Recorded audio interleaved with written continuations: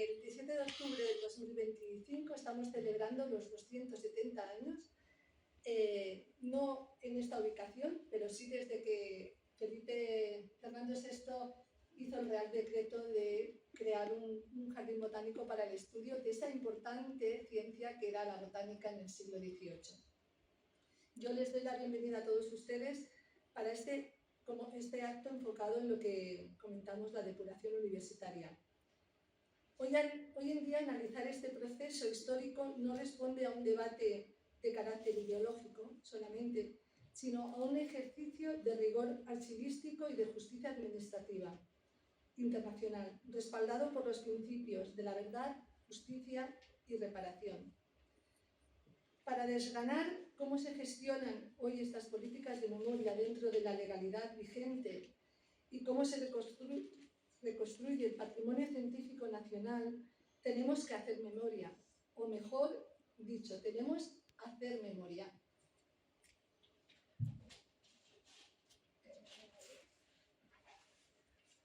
Que sería, bueno, esta colección de guías didácticas. Tengo que disculpar porque no están los editores de esta edición, pero ellos me han pasado unos textos que yo voy a leer directamente porque es relacionado con esta colección de Hacer Memoria.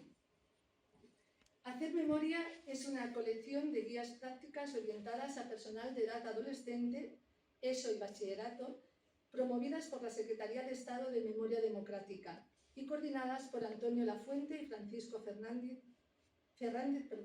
ambos investigadores del CSIC, que no han podido estar hoy con nosotros. Las guías de esta colección hacen suya la naturaleza fragmentaria, difusa e inacabada de la memoria.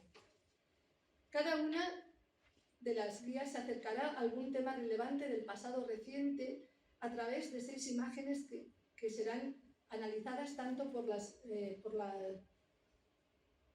que muestran como por lo que ocultan. Así, la estructura de las guías pretende ser caleidoscópica, de manera que los lectores tengan que componer su propia mirada a través de los fragmentos que se le presentan. Junto a esos fragmentos memorables, los lectores serán invitados en una sección llamada Inicia tu propio proyecto a diseñar un proyecto colaborativo de investigación inspirado en el tema abordado. Cada autor propone ejercicios específicos relacionados con el tema de la guía. El propósito es que la memoria sea algo que vayamos completando entre todos y todas, mediante nuestras modestas aportaciones. Hacer memoria, como también sucede en las otras colecciones publicadas por el INUTEF, representa un esfuerzo por hacer más porosas las fronteras entre lo que pasa y lo que nos pasa, entre lo que ocurre en el aula y lo que sucede en la urbe, entre lo que aprendemos en los libros y lo que aprendemos en nuestra vida diaria. Las guías están diseñadas como un recurso extracurricular que se puede activar en aula de manera gratuita con un solo clic. No se publican en papel, pero están disponibles en PDF. Yo ha sido, la verdad, que muy fácil localizarlas, me lo descargué y esta guía que hoy vamos a presentar y que comentamos, que tiene ahí Carmen en la mano, se lee muy bien, o sea, yo creo que es de lectura fácil realmente y bueno, es apasionante, hay muchas cosas que te quedan muy claras después de leerlas, ¿no? Y luego te haces muchas preguntas cuando estás leyendo la guía, que eso es lo muy interesante.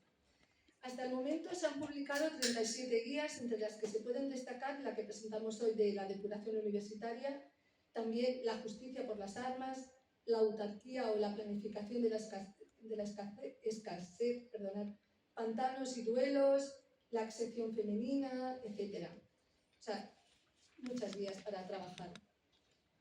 Hoy nos acompañan los autores de la guía didáctica, la depuración universitaria, que son a mi izquierda Francisco González Redondo, de la Junta Directiva de la Asociación Española para el Avance de la Ciencia, y Rosario Fernández Terán, que también ahora te presentará María Ángeles.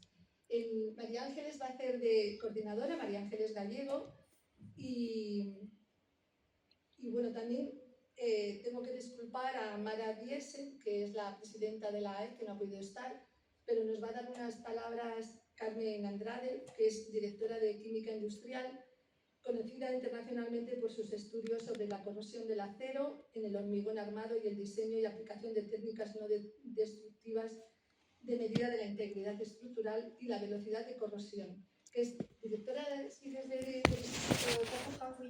o fuiste directora. Y bueno, actualmente es vicepresidenta de la Asociación Española para el Avance de la Ciencia. Yo te doy la palabra y luego seguimos. Gracias. Muchas gracias, Maripaz, y aprovecho para dar las gracias institucionalmente al Jardín Botánico para acoger este primer encuentro que, como ella ha dicho, inaugura una serie de actos que vamos a celebrar para poder interaccionar más con la sociedad. La AEAC se ha refundado, por decirlo así, en el año 2018.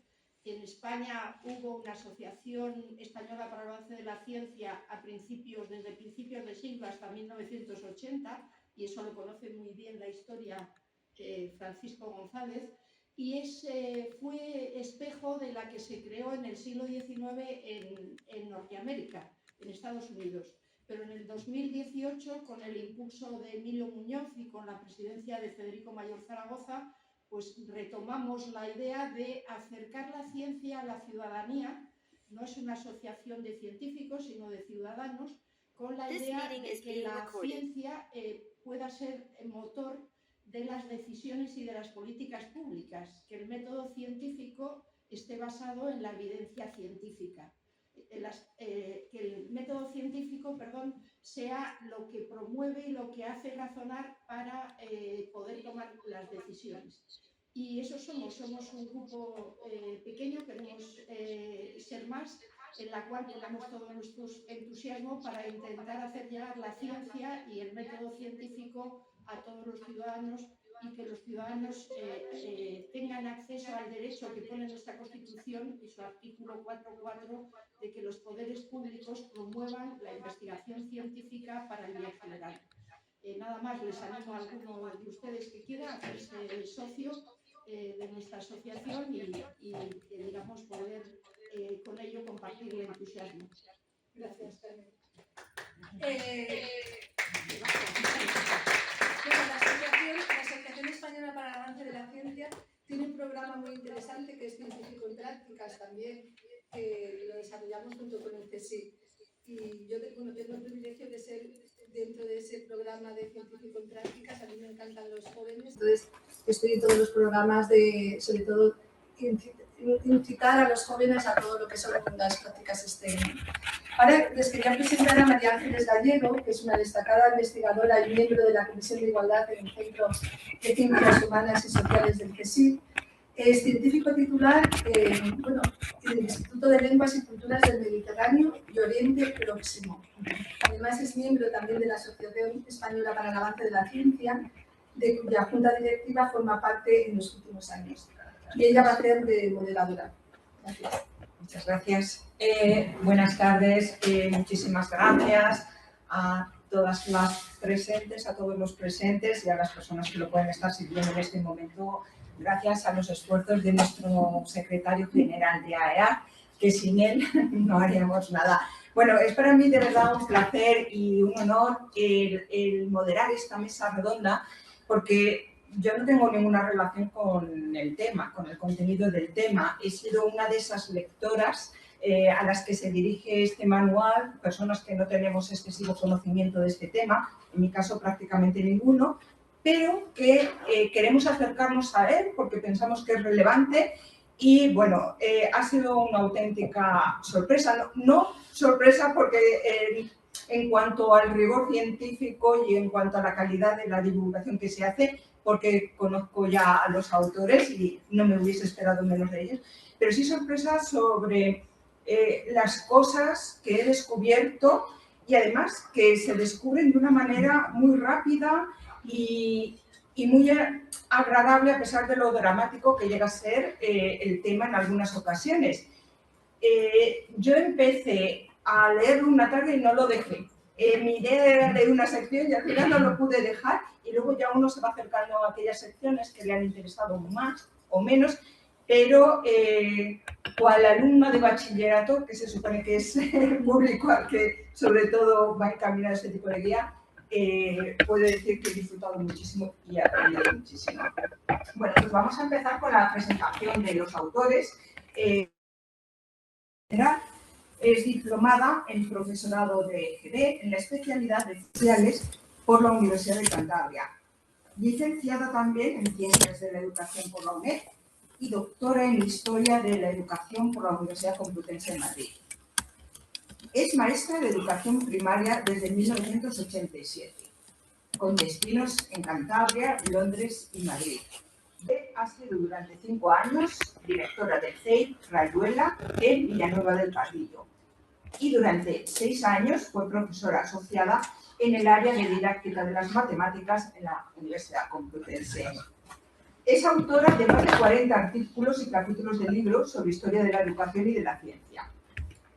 En el año 2014 defendió su tesis doctoral que lleva por título El profesorado del Instituto Nacional de Física y Química ante la Guerra Civil, el proceso de depuración y la tragedia del exilio, que fue dirigida por Julio Ruiz Berrio y realizada en el marco de la Escuela de Historia de la Ciencia Española de Francisco González de Posada, de la Universidad Politécnica. Esta tesis, hay que señalar que se ha convertido en una obra de referencia para los estudiosos en el tema por su alcance, contenidos, fuentes y metodología. El coautor de esta guía es Francisco González Redondo, licenciado en Ciencias Matemáticas por la Universidad de Cantabria, especialista universitario y doctor en Filosofía de la Ciencia por la Universidad Complutense de Madrid y doctor también en Matemáticas por la Universidad Politécnica. Es profesor titular de Historia de la Ciencia en el Departamento de Didáctica de las Ciencias Experimentales, Sociales y Matemáticas de la Facultad de Educación de la Complutense, en la que imparte docencia desde el año 1969 y de la que fue secretario académico entre 2009. Su trayectoria académica comenzó en 1988 con la edición de los primeros capítulos del libro Ciencia Española en el Exilio. El exilio de la ciencia española, años 1939 a 1988, de Francisco Giral González. Y el último curso de la Universidad Internacional de Verano en Santander, 1976, de Augusto Pérez Vitoria, dentro de la colección Aula de Cultura Científica, que empezó a dirigir ese año. Desde entonces ha publicado más de 250 artículos y capítulos de libro, siendo autor o editor de más de 40 libros y comisario de más de 100 exposiciones. Bueno, después de esta presentación, mi primera pregunta ya se ha respondido parcialmente, pero aún así la voy a formular. Me gustaría saber ¿por qué habéis sido vosotros los elegidos para hacer esta guía? ¿Cuál es vuestra conexión profesional con el tema? Ya hemos visto un poco por el lado más académico, pero al que haya leído la guía también se puede dar cuenta de que hay además da la sensación de haber algo personal, de que hay mucha pasión, mucha emoción en algunas de las secciones. Y es la primera pregunta que quería dirigir. Bueno, pues empiezo yo dando las gracias en nombre de los dos, al Jardín Botánico por acogernos, a la EAC, a la que pertenecemos, y sobre todo a Higinio por motivar esta reunión, y por supuesto a la Secretaría de Estado de Memoria Democrática, porque efectivamente en el verano pasado, en el Congreso de la Sociedad Española de Historia de las Ciencias y de las Técnicas en Gijón, Antonio Lafuente pues me escuchó la ponencia que presenté y dijo: quiero una colaboración vuestra, una guía vuestra, ¿sobre qué puede ser? Y después se descargó, publicando su libro y contando muchas cosas. Es decir, que había sido un lujazo, ¿no? Y esa exposición la tuvisteis aquí, en el CSIC, en el año 82, que se conmemoraba el 50 aniversario del Instituto Nacional de Física y Química, el Rockefeller, y ocupó el espacio central, el edificio central del CSIC. Y allí tuvisteis esa exposición que se clausuró en Santillana del Mar y se trajo aquí. Bueno, yo en 1983 no estoy en España, estoy en Irlanda y no puedo disfrutar de Augusto Pérez Vitoria reivindicando la figura de su maestro, Enrique Moles, en el centenario de su nacimiento. Pero sí vuelvo después y veo las fotos y todo esto y sigo existiendo en ese mundo de los rockefellerianos. Es decir, ganadores y perdedores de la guerra que mi padre los reúne y dice, y ahora a tomar café, a tertuliar y a reencontrar, pues Jean Fabián, rector de la Universidad Central, Francisco Giral, Nicolás Cabrera, que estaba desde finales de los 60 en la Universidad Autónoma de Madrid, pero Carlos López Busto, Luis Bru, en fin, todos ellos. Y yo estoy con ellos y todos quieren que mi padre los haga objetos de historia. Es decir, aquí tienes mi tesis, Paco Padre, y cuéntala, haz otra exposición, ya que has hecho de Julio Palacios, haz otra exposición de... Bueno, pues ese es el mundo que yo vivo y ese es el mundo que yo recibo. Y como me gusta todo este mundo, pues voy recolectando y recopilando y conversaciones y material de la tesis de uno, la tesis de otro, ¿no? Bueno, pues eso ha sido gran parte, hasta que en el año 88 ya dejo de ser receptor y empiezo, pues acabo la carrera y empiezo a... No en cualquier sitio, sino en la Fundación Santillana, Estancia en el Mar, y era la primera vez que desde la Guerra Civil, pues alguien de la Casa Real visitaba Cantabria. Y claro, no podía faltar el ministro de Educación, que era nuestro queridísimo Federico Mayor Zaragoza. Por lo cual tuve el privilegio también de estar con Federico, luego nos hemos encontrado en la EAC, y con Pedro Laín. Con Pedro Laín en Tralgo, que de nuevo pues volví a hacer sus descargos de Conza 94, sí, completo también, con patrocinio del CIEL en Antropos, la versión completa, pero esto se salvó porque no estaba tan claro, ¿no? Y Augusto Pérez Victoria, en 1936, el último curso de la Universidad Internacional de Verano, porque la cultura española no acaba el 18 de julio. Sigue trabajándose en la península de la Magdalena, que es territorio internacional, bajo las órdenes de Blas Cabrera, hasta el 1 de septiembre que se clausuran. Es decir, que la Edad de Plata no acaba el 18 de julio, si queremos decir acaba por la Operación Casado Besteiro en marzo del 39, o si queremos decirlo así, el 1 de septiembre del año 36, cuando la expedición se va a París. A París, bueno, muchos van a París, otros vuelven a la España de Franco y la expedición oficial, pues por Bou, vuelve a Madrid. Augusto Pérez Victoria entra y como los africanos que vienen a nuestras islas lo primero que hacen es vacunarlos, pues me regaló su certificado de vacunación en San Juan de Luz y yo lo pongo en las exposiciones porque como cualquier inmigrante, en ese caso eran españoles que estaban pasando en barco a San Juan de Luz porque Irún ya había caído, pues tenía que ser vacunado, catedrático de química, pero estaba vacunado, ¿no?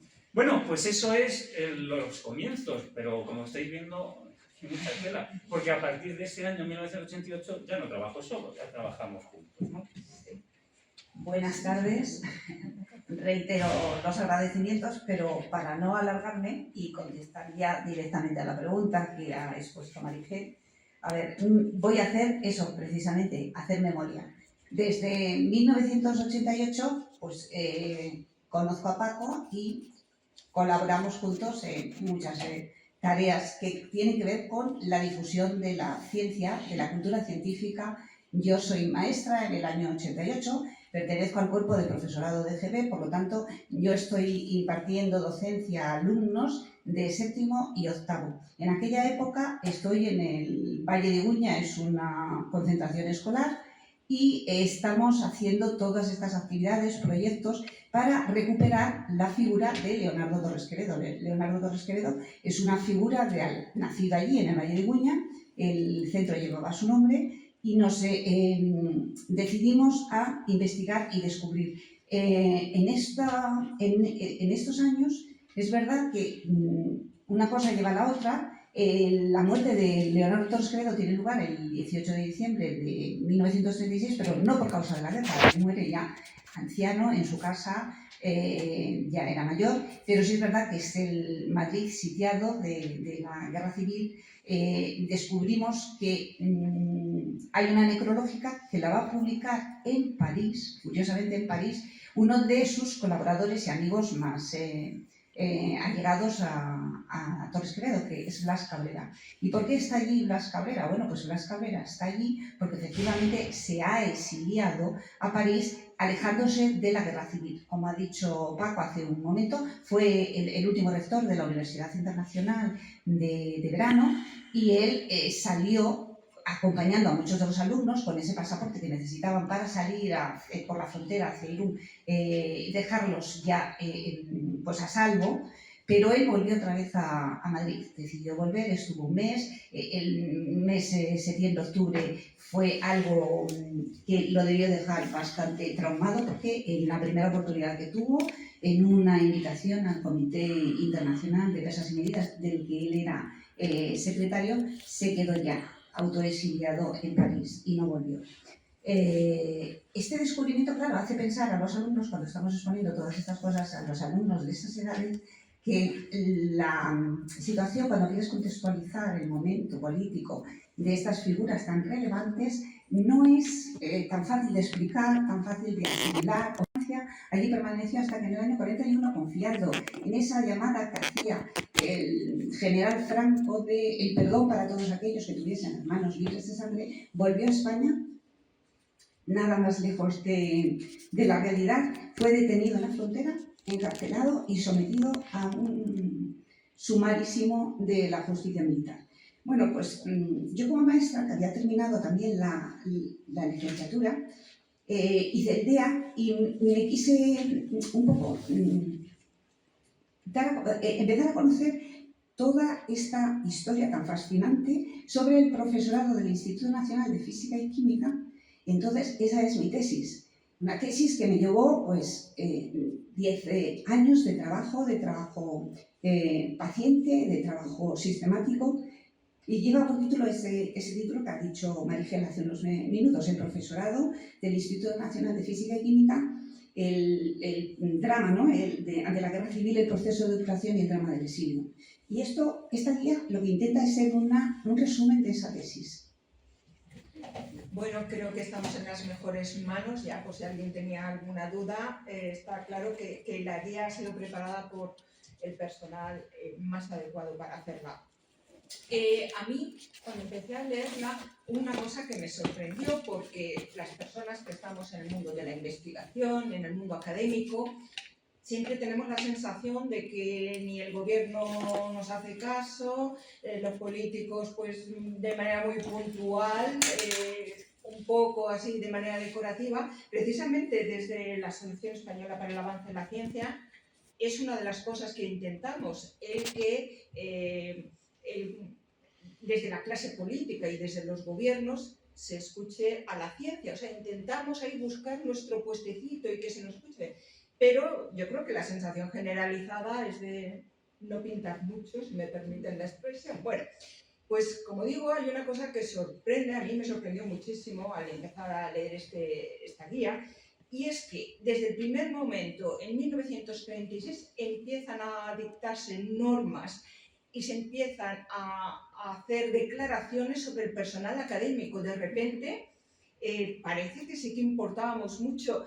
A mí me ha dejado un poco desconcertada. En una de las primeras páginas, precisamente, voy a leer solamente 2 líneas de un primer comunicado de Franco, que como vosotros comentáis, seguramente ni él mismo no lo escribió, pero que ya en 1936 habla de la necesaria reorganización radical y definitiva de la enseñanza, extirpando así de raíz esas falsas doctrinas que con sus apóstoles han sido los principales factores de la trágica situación a que fue llevada nuestra patria.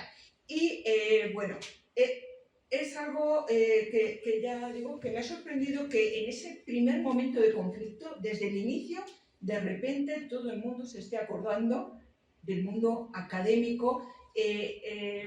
¿Podéis, por favor, contarnos un poco el contexto y cuáles son esas primeras decisiones que se toman desde el gobierno legítimo de la República y desde los golpistas?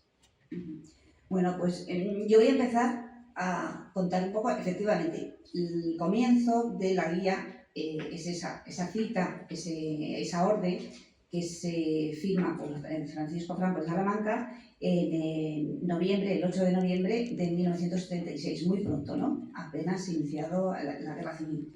Ese es el foco que nos lleva y un poco la guía que conduce todo el proceso depurador franquista. Pero yo voy a empezar por hablar antes de la reorganización de la República. Son 2 procesos paralelos, pero que tenemos que considerar que son asimétricos.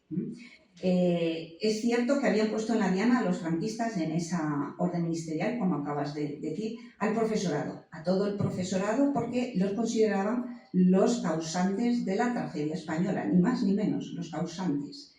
Entonces, hay que tener en cuenta que el 18 de julio hay un alzamiento, pero hay un alzamiento por una parte del sector de la sociedad española que no va a admitir que ha habido unas elecciones en las urnas que ha salido ganando el Frente Popular y no quieren, por supuesto, aceptar eso. Entonces hay un gobierno que había nacido de esa decisión y voluntad popular. Y ese mismo 21, el pronunciamiento el 18 de julio era sábado, el 21 ya martes, el mismo gobierno tiene que tomar una serie de medidas para reorganizarse ante ese ataque. Una de las medidas que va a tomar es cesar, mediante decreto, cesar a todos aquellos que se hubieran significado en contra de la República. Y prácticamente 10 días más tarde, el 31 de julio, se ampliaba esa cesantía de esos que habían sido desafectos a la República y se les había también cursado baja definitiva en los correspondientes cuerpos y escalafones del Estado. En agosto, Francisco Garnés, el ministro de Educación en ese momento, en esos primeros meses de la Guerra Civil, para poder poner orden en el mundo en el Ministerio de Instrucción Pública y poder contar con adeptos capaces de hacer una limpieza en el profesorado de Instrucción Pública, el profesorado de las distintas instituciones del Estado, lo que va a hacer es cesar a todos los cuerpos directivos de las distintas instituciones y va otra vez a renombrar a aquellos que le puedan servir de ayuda en esa labor de, si podemos decirlo así, depuración o una primera selección. Vamos a ver a quién tenemos al lado de nosotros para poder hacer esta reorganización. Era una medida defensiva. Y el 27 de septiembre, ya con otro de los ministros de la República, con Jesús Hernández, ya se va a firmar un decreto que es propiamente un decreto que va a afectar a todos los trabajadores públicos, en el que se van a cesar todos los derechos de estos trabajadores. Y aquellos que quieran reingresar otra vez en el cuerpo, por ejemplo, los trabajadores o todos los funcionarios del Ministerio de Instrucción Pública tenían que dirigir una instancia pidiendo su readmisión. Junto a esa instancia tenían además que completar un cuestionario que trataba de una serie de cuestiones profesionales y personales, sociopersonales. Rellenar ese formulario que se les advertía que si incurrían en alguna falsedad pues serían tomadas las medidas correspondientes. Claro, todo este proceso depurativo de la República lo conocemos gracias a las distintas disposiciones legislativas que se van publicando en la Gaceta de Madrid. Y en la misma guía, además, hemos incluido la foto de dos resguardos, que esto sí que es muy difícil de encontrar porque prácticamente no queda apenas documentación en el Ministerio de Instrucción que trate o que conserve expedientes de esta época y cómo eran estos procesos. Sí hemos incluido dos fotos de dos resguardos de Pedro Pineda pidiendo el reingreso en el cuerpo tanto de catedrático de la Universidad Central como en el seminario matemático que dependía de la JAE. Es la única documentación que se ha podido encontrar y que hace relación a esos primeros momentos de reorganización de la República en guerra. Sí, esa es quizá la idea capital de la guía. No hay simetría. No puedes poner en una balanza lo que es que se reorganice un Estado legítimo, porque al otro lado lo que hay son unos golpistas que están arrasando ese Estado y sobre las cenizas de lo que va quedando, pues van erigiendo una nueva realidad.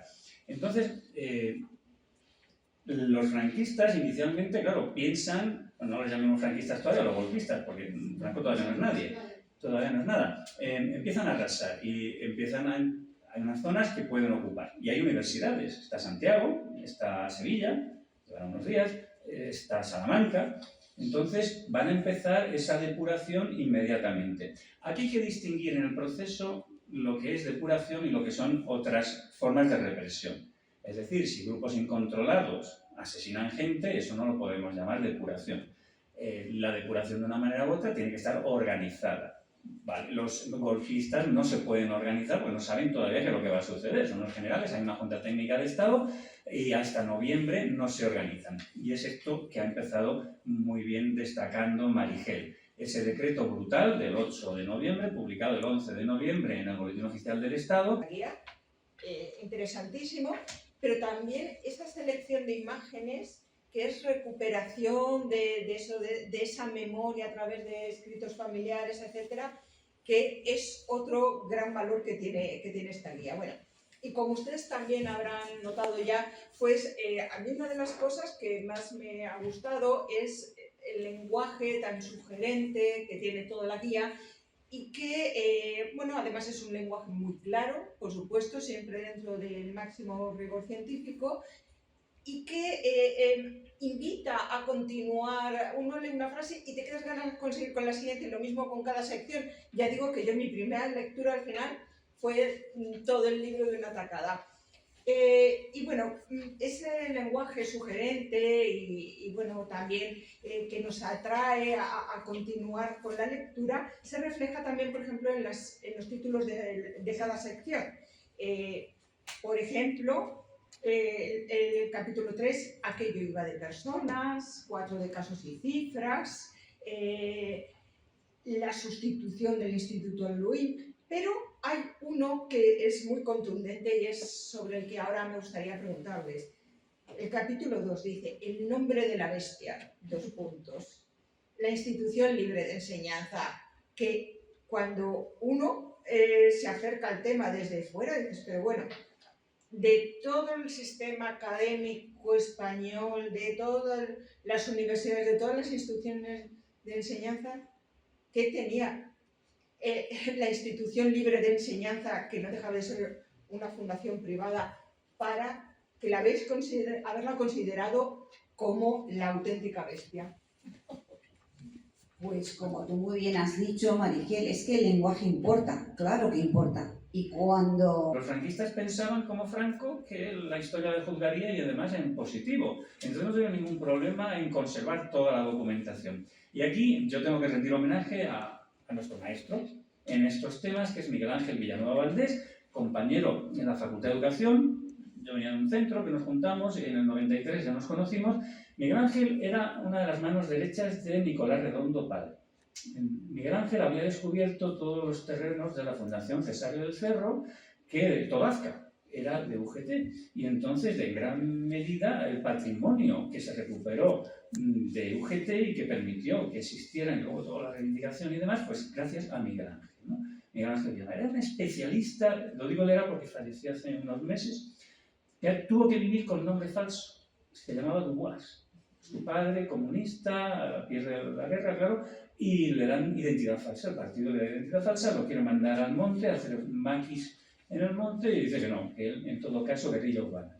Y sus hijos nacen con apellido falso, no pueden hacer la milicia universitaria, es decir, que hasta el 76, que le da amnistía, pues vive con identidad falsa, ¿no? Entonces, dedica gran parte de su vida a resolver los problemas de exiliados, todo el que quería volver a España, de si era militar y podía recuperar pensiones y demás, era Miguel Ángel el que lo hacía. Entonces, cuando nos conocimos y vio lo que estábamos haciendo, dice, vamos a arrasar los archivos españoles porque os voy a enseñar. Pero Miguel Ángel es que entraba, ya llamaba por teléfono y ya le tenían preparados los expedientes. Y cuando terminabas, ya casi te habían hecho las fotocopias, con lo cual podíamos avanzar en estas investigaciones porque íbamos a Salamanca, ya estaba, íbamos al Archivo Histórico Nacional, pues también, íbamos a Alaga, fuese al que fuese. Entonces, claro, es un lujo, y recordar a Miguel Ángel, pues el poder compensar, completar lo que nos estaban diciendo las vivencias de todos los protagonistas que todavía quedaban vivos con la documentación de archivo. Una documentación que es muy delicada, porque, por ejemplo, cuando tú ves las declaraciones que tenían que hacer el que quisiera reincorporarse, pues claro, había que hacer un montón de cosas y sobre todo delación. Tenías, si te querías salvar,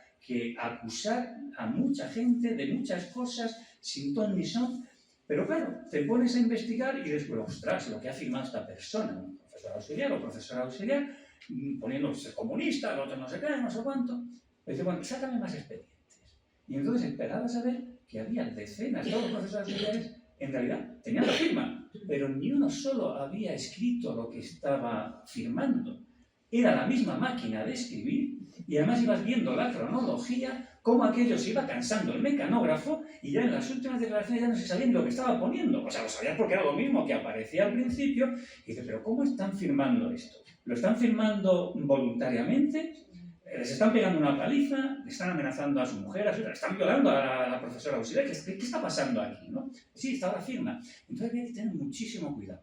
La memoria es selectiva, todos la hacemos, nosotros la hacemos también, no podemos evitarlo, y hay que trascenderla. Es que la documentación también hay que tener mucho cuidado, porque no puedes decir, ¿por qué esta persona haya firmado esto? Pues el director de cine que va a la División Azul porque tiene que salvar a la familia, no porque fuese falangista. O sea, hay que tener muchísimo cuidado. Y eso es lo que pues, nos ha hecho también pues, entrar y plasmar, como estáis viendo, con cierta precaución, pues muchas situaciones muy complejas. Bueno, pues aprovecho antes de la siguiente pregunta para decir también que una de las cosas que a mí más me ha admirado de la guía, que ha salido ahora un poquito aquí a cuenta, han sido las ilustraciones elegidas, que en sí mismas es ya un trabajo de investigación. O sea, el haber encontrado estos documentos, los que han seleccionado, animo a todo el mundo a que les echen un vistazo, porque de verdad que por una parte está el texto de la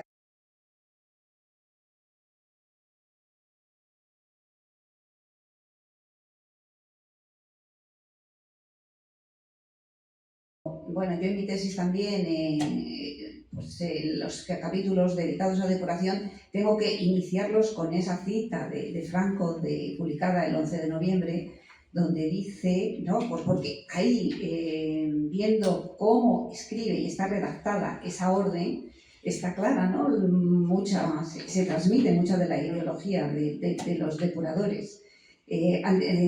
Considerar que durante varias décadas el magisterio ha estado monopolizado e influido por ideologías e instituciones disolventes, no la nombra, pero es cierto que dice en abierta oposición con el espíritu y tradición nacional. Es decir, no la considera diferente, la considera en las antípodas y va más allá, utiliza esas expresiones en las que, claro, ante esta situación es necesaria una reorganización total y profunda en el profesorado de instrucción pública para que se consiga erradicar de raíz todas estas ideologías que con sus apóstoles han sido los causantes de la tragedia a la que ha llegado España. O sea, estaba poniendo en la diana ya que había ahí unas... esto luego José María Pemán en la circular ya lo va a hacer mucho más explícito, se está refiriendo a la ILE, pero ellos la llaman así, la denominan así, la ILE. La consideraban que era el objetivo sobre el que tenían que hacer tabla y volver otra vez a empezar, ¿no?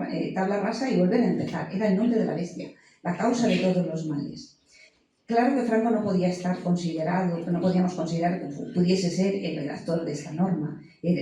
Fue la circular enviada unos días más tarde, en diciembre, a las distintas comisiones de depuración, la que iba desarrollando muy claramente cuál era el objetivo de depuración, que había que ser depurado. Y así lo dijo, los individuos que integran las hordas revolucionarias, cuyos desmanes tanto espanto causan, son sencillamente los hijos espirituales de catedráticos y profesores que a través de instituciones como la llamada libre de enseñanza forjaron generaciones incrédulas y anárquicas. Aquí ya estaba hecha la acusación y, por supuesto, pues simplemente por estas órdenes ministeriales, esas circulares que se mandaban a las comisiones depuradoras, podía estar muy claro y evidente. Y luego rastreando toda la depuración que hicieron de determinadas personas y cómo iban descabezando a cada uno de los organismos de la JAE, ¿no? Heredera, que era la que consideraban ellos, heredera legítima de la institución libre de enseñanza. Pero todo esto hay que completarlo con la lectura de dos libros que también aparecen en la guía, las portadas, la ilustración de dos portadas de dos libros claves para entender esto. Uno de ellos es Los intelectuales de la tercera española, publicado en 1937 y escrito por Enrique Suñer, que, simplemente para resumir, lo que dice es que los orígenes de la catástrofe actual están en la ILE y que la ILE es la institución que ha conseguido pues, integrarse en todo el profesorado de una manera un poco como hacen las sectas, así lo creen ellos, sin ser conocida, y la hija de la ILE esa obra era la JAE, que había sido la causante de toda la descatolización de España. Y también el otro libro, que también es de una lectura que no tiene ningún desperdicio, es, justifica, o es un libro que está escrito como para justificar toda la locura que se va a desatar después, es el libro que lleva por título Una poderosa fuerza secreta. Punto. La institución libre de enseñanza. Es una obra colectiva, participan varios autores, muchos de ellos son profesores, catedráticos también de universidad, y consideran que había que actuar de manera perentoria contra esos que ellos consideran hijos de la ILE y que de alguna manera los consideran los cotos cerrados que había en Madrid. Que eran como los centros de investigación, el Instituto Rockefeller, el Centro de Investigaciones, el Centro Histórico, el Instituto Escuela, la Residencia de Estudiantes, etc. Estaba muy claro, estos libros van directamente hacia esas instituciones. Sí, esa fue la clave para poder historiar este periodo. Y trascendiendo esto, nos permitía caracterizar todo esto en el marco de lo que se ha venido a llamar la Edad de Plata y reconstruirla. Si el final de la regeneración, del proceso de regeneración de España era la ILE, el acabar con la ILE, pues tenía toda la pinta que es que el origen también era la ILE. ¿Y cuál era el origen de ese proceso? Pues es la restauración borbónica en 1874, la Orden de Orobio, diciendo que son inseparables e indisolubles la estabilidad de la Nueva España, de la restauración, de la monarquía, del catolicismo y de la ortodoxia. Y entonces, claro, ¿qué tiene que hacer un científico a partir de 1859? Pues explicar Darwin, explicar el darwinismo, el evolucionismo. Y eso es lo que hace Augusto González de Linares durante el sexenio, en Santiago. Y cuando le llega la circular, pues dice que él no va a cumplir esa orden y que él exige libertad de cátedra, porque la Constitución vigente todavía se lo concede, claro, no hay Constitución todavía de la Restauración. Y entonces, claro, lo que tiene que hacer el ministro es cesarlo, si todo eso es correcto. ¿Y qué van a hacer estos cesados? Bueno, pues Augusto González de Linares, krausista, discípulo de Ginés de los Ríos, de Salmerón y de Azcárate, sobre todo de Ginés, se ha adelantado a los maestros y es cesado junto con Calderón, que es catedrático de Química Orgánica en Santiago también. A sus maestros se han adelantado. Y 2 meses después, pues Ginés, Azcárate y Salmerón dicen, bueno, pues nosotros también nos negamos. Seguís la documentación y os sorprendéis. Los chicos de ciencias se adelantan a los de Derecho y de Humanidades, que son los líderes de este movimiento. Bueno, los encarcelan brevemente, los confinan y, como no pueden hacer otra cosa, porque la libertad de cátedra estaba todavía en la Constitución vigente, los liberan. Y en el verano de 1875 se van a veranear a la casa de González de Linares, al Valle de Cabuérniga. Y allí, en esa casa de González de Linares, deciden crear, a imitación de la Universidad Libre de Bruselas, por supuesto con un componente masónico brutal, claro, anticatólico, etcétera, laicista, una nueva universidad privada al margen de las universidades del Estado, a pesar de las universidades del Estado y contra el Estado, que se va a registrar en la primavera del año 76, hace ahora exactamente 100 años, en el Ministerio, llamemos del Interior, como se llamase entonces, la Institución Libre de Enseñanza. Ha nacido porque un científico quiere separar ciencia de creencias y quiere hacer Ese es el origen de la, claro, descatolización, visto por unos, para entender lo que pasa el 18 de julio, el 8 de noviembre, publicado el 11 de noviembre en los escritos de y por qué la ILE es el causante de todo esto, es porque efectivamente cuando ese grupo crea la Institución Libre de Enseñanza a pesar del Estado y contra el Estado, fracasa. Pero cuando en el turno de partidos llegan los liberales al gobierno otra vez, cambian de estrategia. Y esa generación del 76 se va a transmutar en generación del 98, cambiando el sistema desde dentro del sistema. Museo Pedagógico Nacional, sacamos la plaza sin que se enteren los conservadores para Manuel Bartolomé Cossío. Ya toda la reforma de la enseñanza primaria va a estar en manos de Bartolomé Cossío. Por arriba, para González de Linares, 1886, la estación de biología marina. Ahora estamos conmemorando el aniversario también en el IO, allí en Cantabria.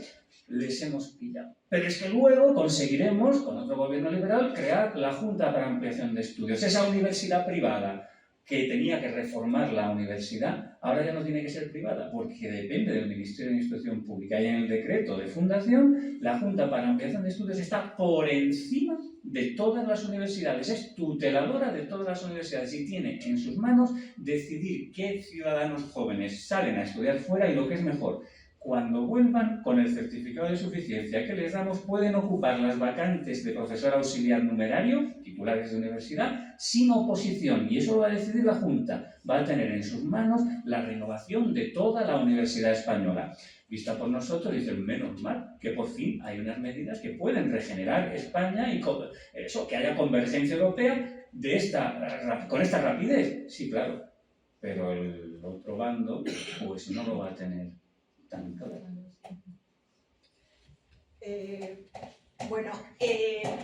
Puesto que este evento está coorganizado por el CSIC y por la Asociación Española para el Avance de la Ciencia, me gustaría pediros que lo vincularais de alguna manera con todo este conflicto, que también nos hace ver un poco la conexión de pasado y presente y bueno, pues hacer un poco de memoria histórica, de entender nuestras instituciones en la actualidad, también a través del pasado y de cuál es su origen. Y bueno, por favor, si podéis un poquito elaborar sobre este tema. Sobre las conexiones con el CSIC. Bueno, bien, tendríamos entonces que situarnos ahora otra vez en la República, en el gobierno del ministro Jesús Hernández. En septiembre de 1976, él accede al ministerio y, claro, con el gobierno de Largo Caballero, él es un ministro comunista. Lo que va a hacer, una de las cosas curiosas, es proponer los institutos para obreros. No nos olvidemos que la ILE había sido sí una institución, pero era una institución burguesa destinada a los hijos de burgueses. No había existido nada parecido hasta ese momento. Por primera vez en España los hijos de los obreros podrían acceder al bachillerato y de ahí podrían pasar a la universidad y también convertirse en posibles dirigentes y no solamente en una clase trabajadora. Por otro lado, Jesús Hernández también decide otra medida muy curiosa y llamativa, que va a tener consecuencias posteriores, que es la disolución de las Reales Academias.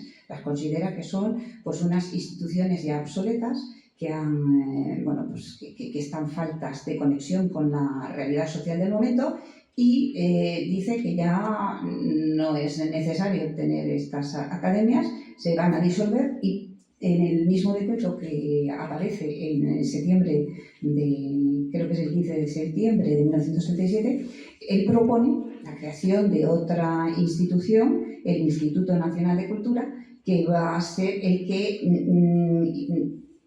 heredaría las funciones de las academias, pero este instituto no llegó a crearse nunca.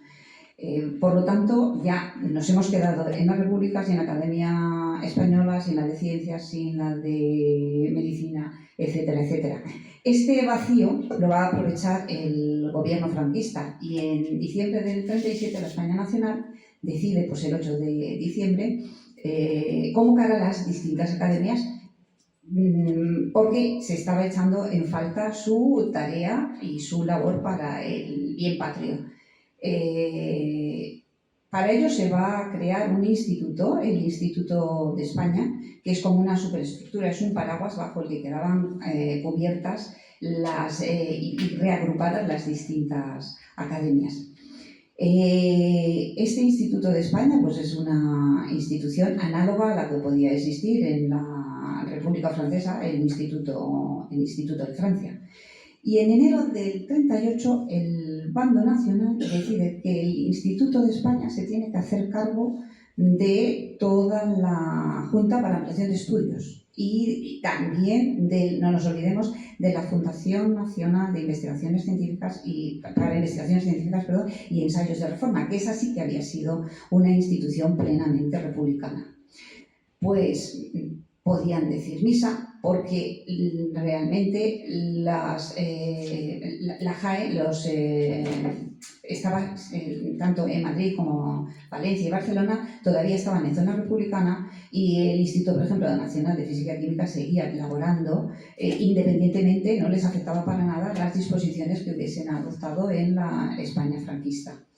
Pero en marzo la guerra se está terminando y tras el éxito de esa maniobra Casado-Besteiro, en la que también participa nuestro catedrático Julio Palacios, porque él sí que está en la España franquista y él es intercomunista, bueno, pues al final se produce la entrada de las tropas franquistas de Madrid, Madrid cae, se termina la guerra y va a ir encadenando, Julio Palacios va a ir encadenando una serie de cargos: encargado del Instituto Nacional de Física y Química, va a ser también nombrado vicerrector de la Universidad de Madrid y uno de los nombramientos más interesantes para lo que nos... en relación con la pregunta que nos ha hecho Maricel, ¿no?, con el CSIC, es que le van a nombrar a él también vicepresidente del Instituto de España.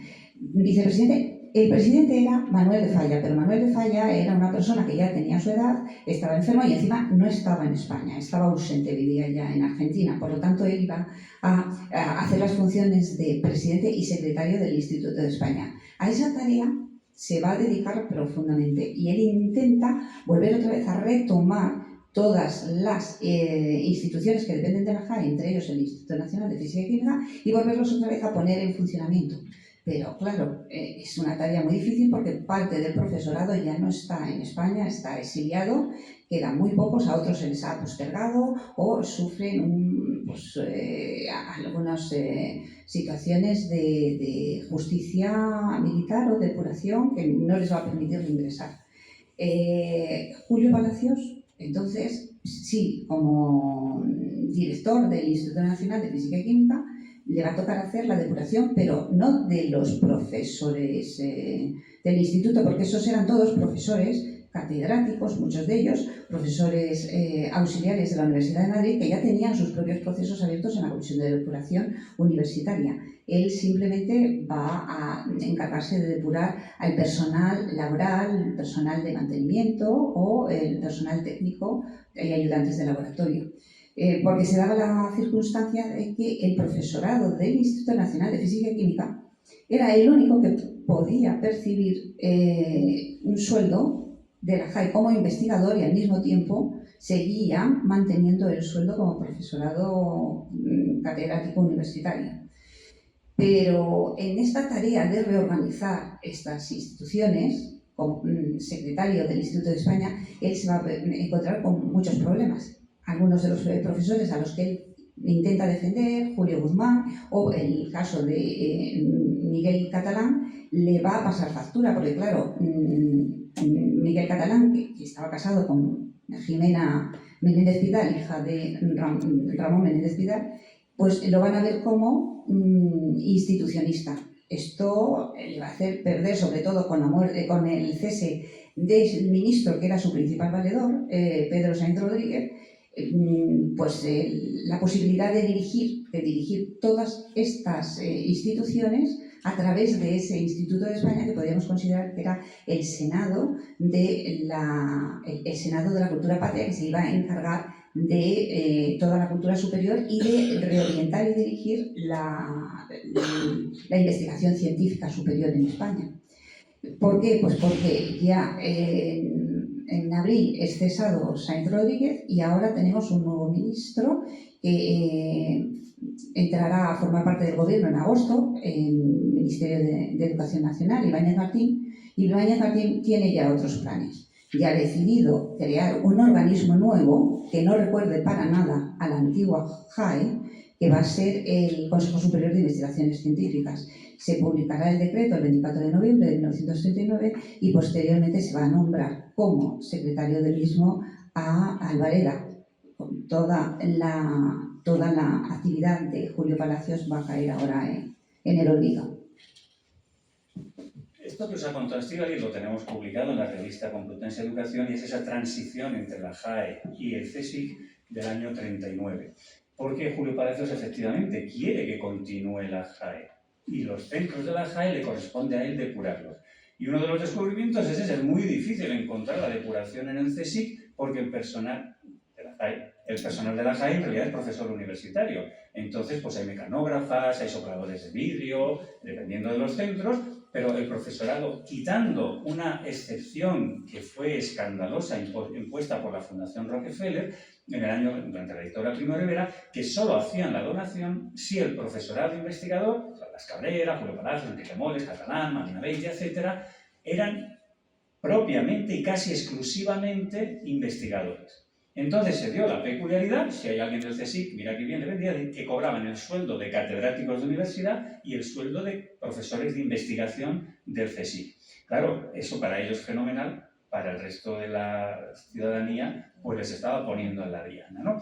Y eso es una de las cosas que Estíbaliz descubrió, cómo pues eso se entendía de esta manera.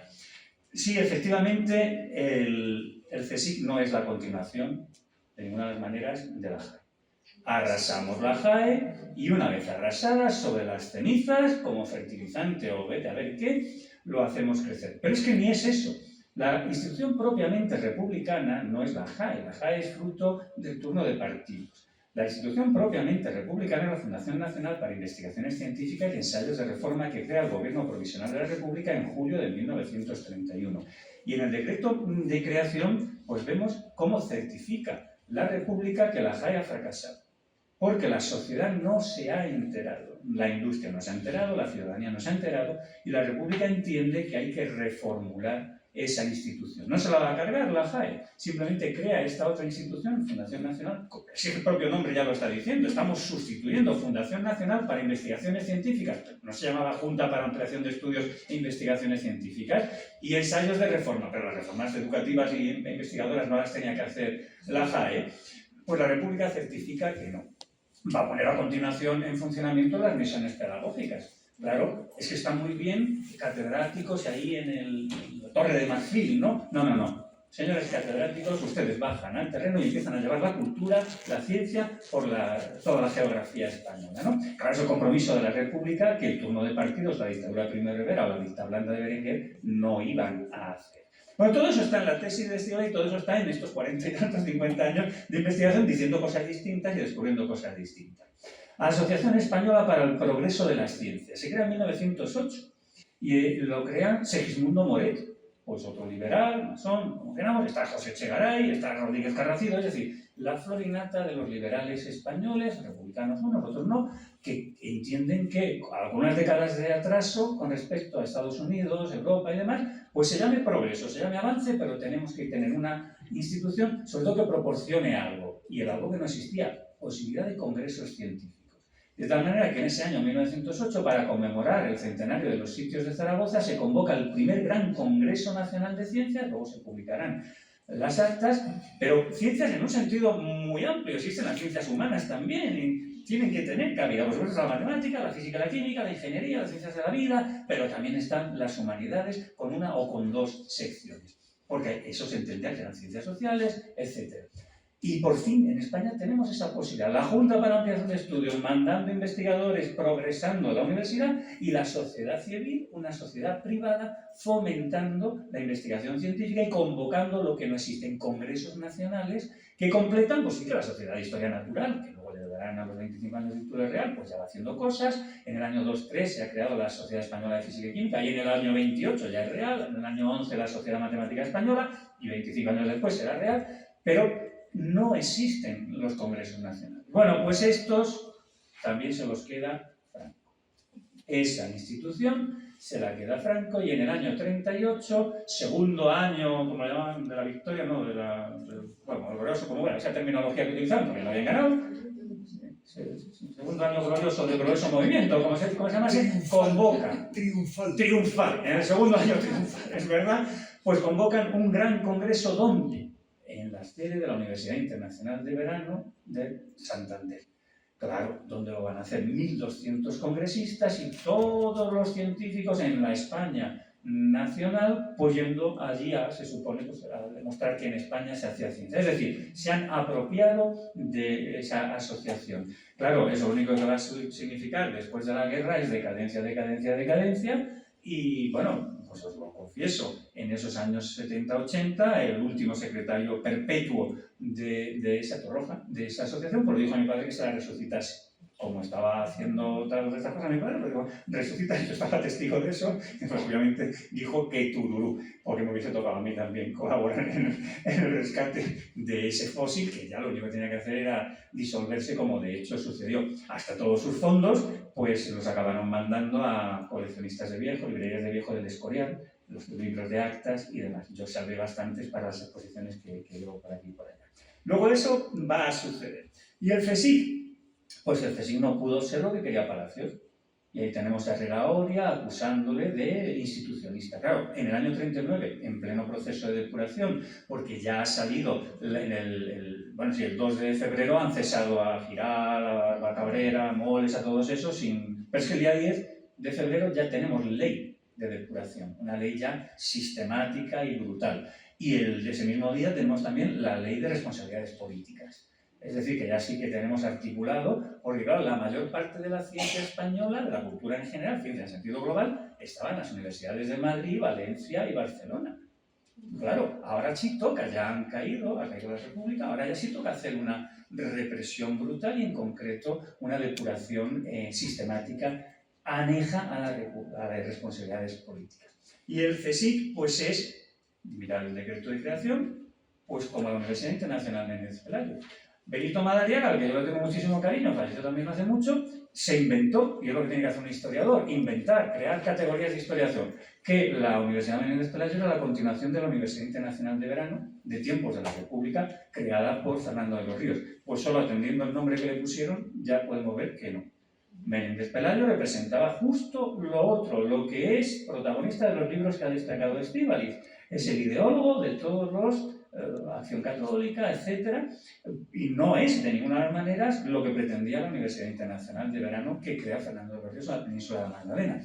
Entonces, de ser heredera de alguna, es heredera de la que crea Herrera Oria y los propagandistas en Santander el mismo año que la de Fernando de los Ríos. En el Colegio Cántabro, los católicos se reúnen para chocar, porque podrían haberla puesto en cualquier otro sitio, con las actividades de la Universidad Internacional de Verano Republicana, propiamente republicana. Y tienen cursos de verano y la prensa pues habla de unos cursos y de los otros. Cuando se refunda en los años 40 la Universidad Internacional Menéndez Pelayo, la que refunda no es la de Fernando de los Ríos, la hubiesen llamado Fernando de los Ríos. La que refundan es la de Acción Católica y claro, le ponen el nombre de Menéndez Pelayo. Que luego en la transición, pues transicionamos efectivamente y no se cambian nombres ni en el CSIC ni en la Universidad Internacional Menéndez Pelayo, eso es así, no se cambiaron y siguieron las que estaban, pero pretender que son continuación de lo que es vamos a arrasar y sobre las ceritas edificamos algo nuevo,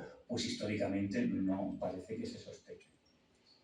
Muchas gracias. Y nosotros aquí en el CSIC que tenemos los programas de becas GAE, las GAE, pues intentando siempre buscar una cosa que aquí nos acaba de desarmar tanto Paco como Estíbaliz. Antes de continuar, puesto que ha corrido mucho el tiempo, abrimos el turno de preguntas del público, por lo menos vamos alternando. Yo tengo muchas curiosidades, pero a lo mejor ustedes también quieren hacer un comentario, hacer una pregunta, por favor. Adelante. No, Isabel, saludando. Yo también tengo una... yo cuando era jovencita, ¿no? Y yo sé también de cuando yo tenía 15 años falleció Franco, sí que oía, ¿no?, algo de la depuración universitaria, pero poco, o sea, porque en mi casa no se hablaba mucho de esto. Y viendo esta guía, claro, tú dices depuración universitaria, siempre pensabas que sería para científicos personal relacionado más con ciencias sociales, ¿no? Que está pensando. Yo nunca pensaría que un botánico, porque a mí me encantaba la botánica desde los 15 años, pudiera estar metido alguna vez en algo así. Pero aquí en el Real Jardín Botánico sí que hubo una gran depuración desde los directores, incluso uno de los becarios JAE también desapareció, no se sabe dónde está. Y bueno, yo no sé si vosotros habéis ya podido trabajar con jóvenes así en instituto, con esta guía o con... Todavía no, porque a mí me gustaría ver cómo es esa reacción, ¿no? O sea, de pensar que dices, bueno, ¿hasta qué punto te pueden, no sé, depurar un día por haciendo un trabajo de semillas, ¿no? Que no le das mucha más vuelta a los temas, ¿no? No, bueno, sí. No, por favor. Bueno, pues ¿queréis responder esa pregunta y luego vamos a la siguiente? Sí, aparentemente los científicos no se meten en política. Juan Negrín es catedrático de medicina, presidente del Consejo de Ministros desde el año 37. José Giral es catedrático de química biológica, o parecido de bioquímica, en la Facultad de Farmacia.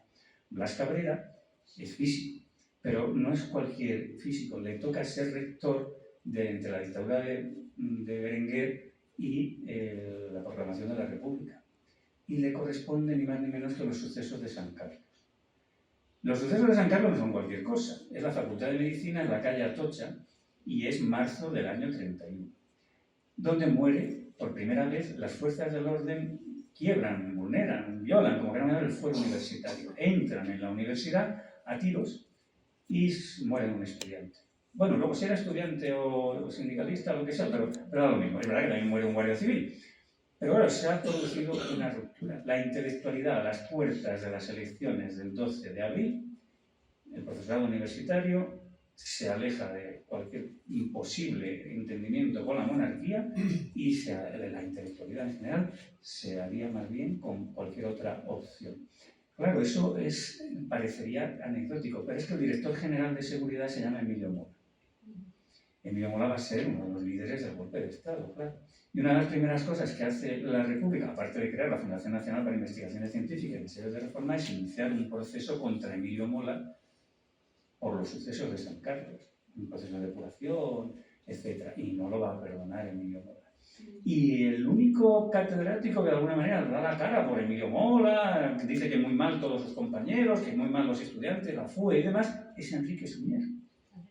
Enrique Suñer, que es el que escribe el libro Los intelectuales de la tragedia española y que al final pues, va a ser el presidente del Tribunal de Responsabilidades Políticas, ANEJOA, pero que es el vicepresidente de la Comisión de Cultura con PEMAN, que está desplazado con Roca Solano, etcétera, en Zaragoza, que son los que son dueños de toda la Comisión de Depuración Universitaria. Es decir, que todo está tan entrelazado que Blas Cabrera está sentenciado, porque ha sido el que no ha sabido pastorear, como queramos, al alumnado y ha llevado a la República.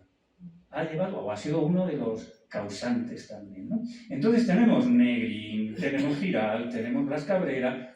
Los científicos no se han quedado en la Torre de Marfil. También es verdad que tienen un problema, y es que son catedráticos con 25 o 26 años. Pero claro, cuando eres catedrático con esas edades, tienes mucho tiempo para empezar a dedicarte a otras muchas cosas. Y efectivamente pues, se dedican a política, Honorato de Castro, Manuel Martínez Risco, o sea, son gente de ciencia dedicados a meterse en política. Entonces, claro, no los depuran por botánicos. No. Claro, sí los pueden depurar, como Augusto González de Linares, por evolucionistas, anticristianos o fuera de los dogmas. Todo eso les pasa factura, pero es porque se implican de verdad. No se han quedado en la Torre de Marfil. Han sido protagonistas de la regeneración y de la convergencia europea. Muchas gracias. ¿Tenemos una pregunta, usted?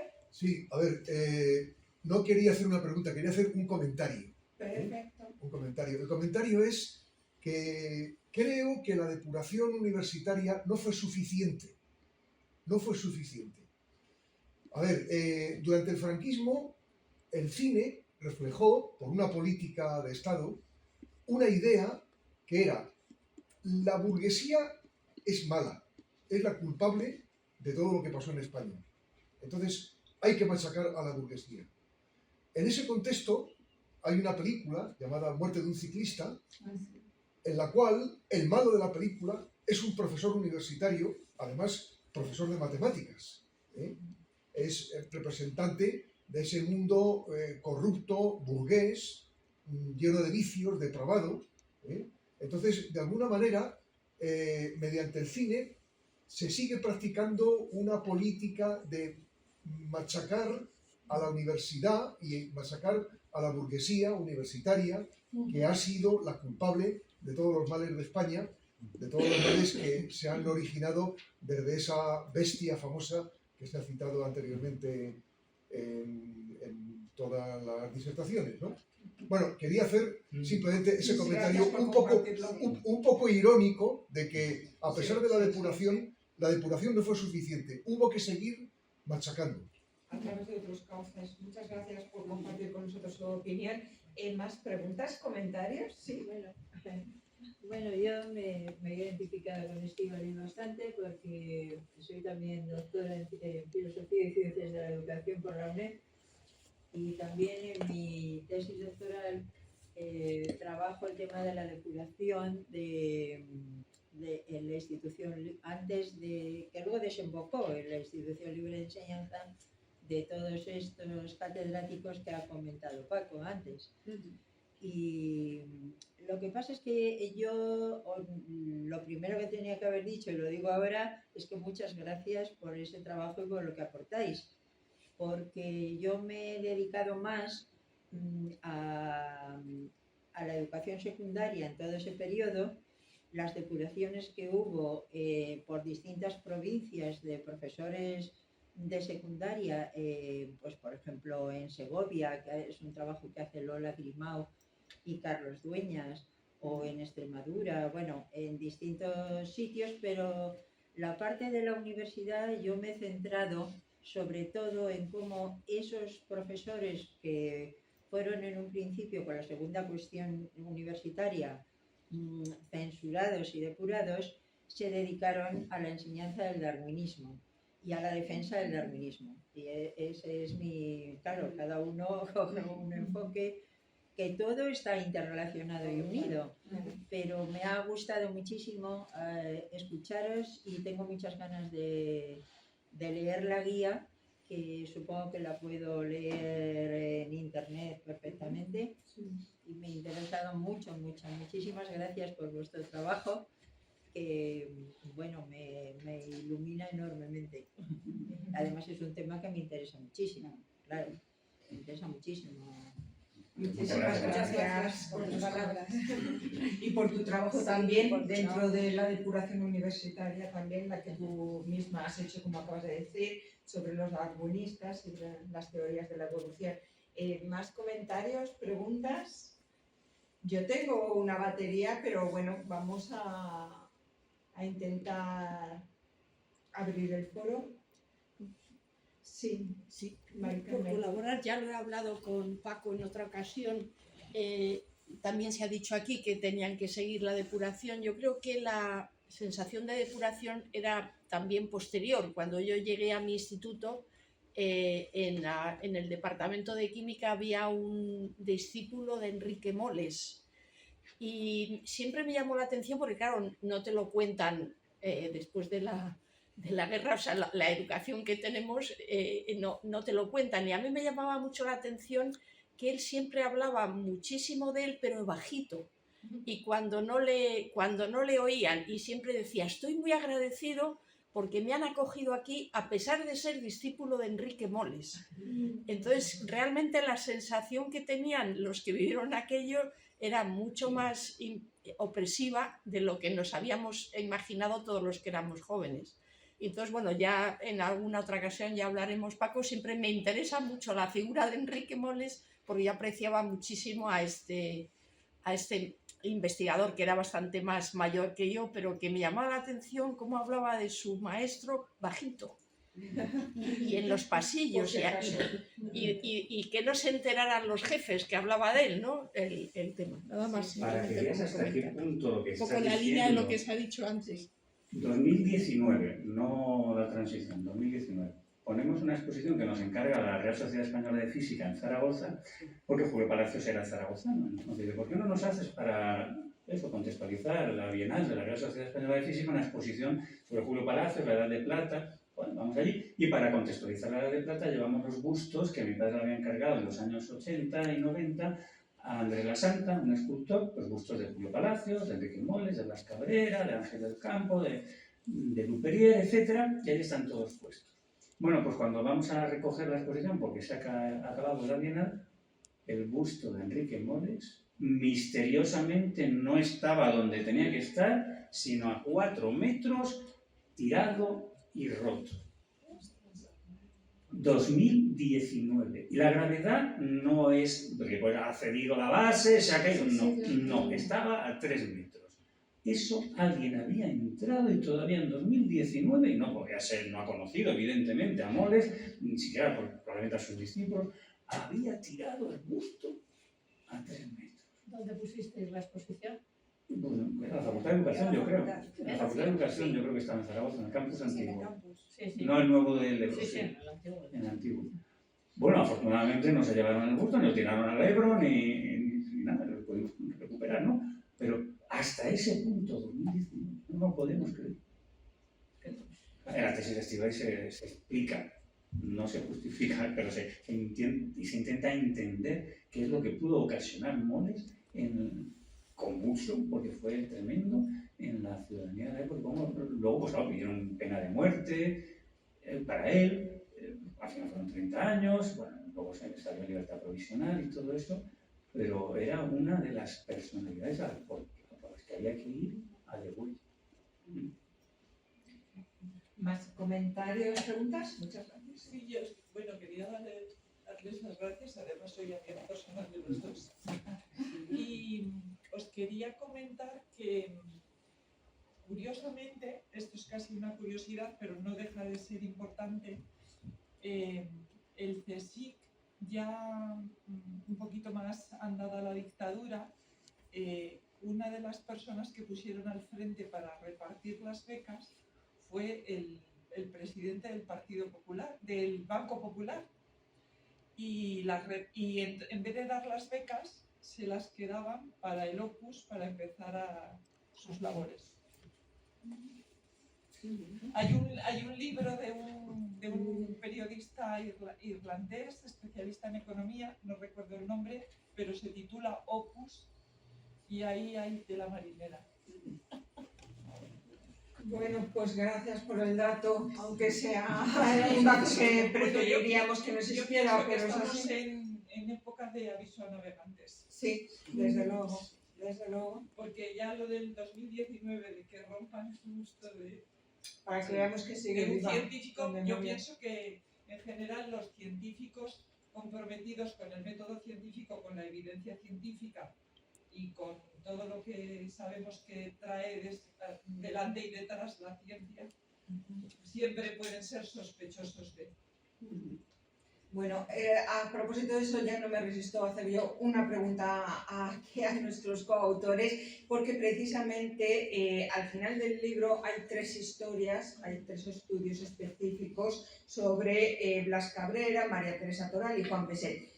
Voy a preguntarles por María Teresa Toral, porque es un ejemplo que a mí me ha parecido fascinante toda su trayectoria, porque no es una investigadora que vaya a los congresos y se solidarice con la causa republicana, que eso seguramente lo hizo, sino que utiliza su conocimiento científico para, que ella era química, para la guerra en sí misma. Además, es una persona que bueno, ahí contáis de manera muy sucinta episodios como que, bueno, prácticamente es una guerrillera, ¿no? Que va, libera a su hermano de la cárcel y a otro compañero, pero eso de utilizar sus conocimientos químicos para la fabricación de bombas me ha llamado la atención porque ha ido un paso más allá, ya no es desde el académico como académico, ¿no? Sí, ciertamente el caso de María Teresa Toral, claro, teníamos en los 3 ejemplos que ponemos al final de la guía, tenía que aparecer una mujer, porque las mujeres también estaban, aunque no eran catedráticas, porque todavía no tocaba, hasta, bueno, años después lo intentaron, algunas lo intentaron, incluso durante el franquismo, pero les costó años llegar a ello.